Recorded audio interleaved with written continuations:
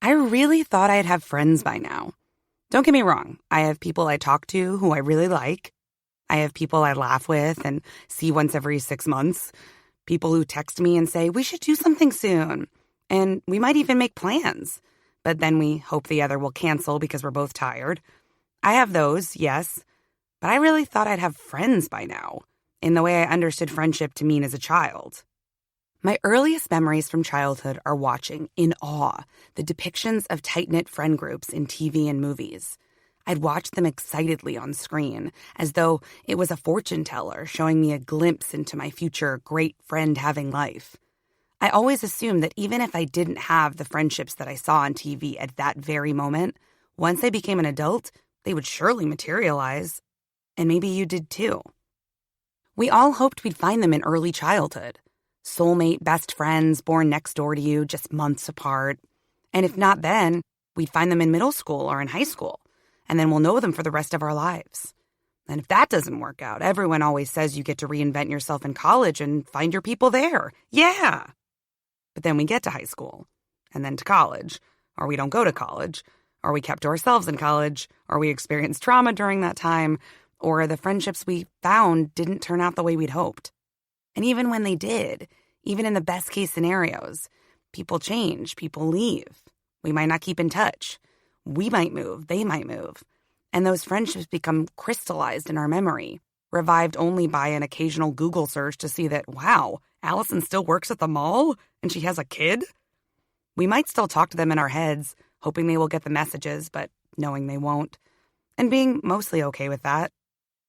No one tells you that the ages of 18 to 22 are pretty much prime friendship real estate. That's it. You're around the largest group of people your age that you'll ever be around in your life, who are all very eager to create their friend groups. That's your shot. So you'd better have a normal college experience and the good fortune to be ready and able to meet your friend group exactly at that time, or else you'll get lost in the over 22 hellscape that is, how the hell do I make a friend now? It can feel like a cruel game of musical chairs that started years ago and we didn't even know it had started, let alone that it was, seemingly, about to end. In elementary school, I learned most of what I knew about friendships from TV, and TV had assured me that everyone got between 1 and 6 best friends. They were guaranteed. And maybe I just had to wait a little longer until the cruel politics of high school subsided to find them. And I knew exactly what to look for when that happened. The types of best friends everyone in pop culture seems to get. Your steadfast, biggest fan best friend who is always there to be extremely silly with you and remind you how incredible you are. They are kind and empathetic and the one person who always shows up with soup if you experience even the slightest disappointment. The coworker you don't really see outside of work, but when you're at work, you leave thoughtful snacks on each other's desks. The wild friend who is more adventurous and reckless than you are and pushes you to expand the limits of who you think you can be. Or, if you're the wild friend, the more reserved friend who you're constantly encouraging to push the limits of who they think they can be. The, wow, I didn't expect this friendship to blossom the way it did, and yet here we are, friend you didn't see coming, and it was the best surprise of your whole life. And a bunch of other ancillary friends we'll told will be fun to hang out with for a while at least, lighting up your teens and 20s like a well-ornamented, these are my people tree, shedding leaves painlessly as needed.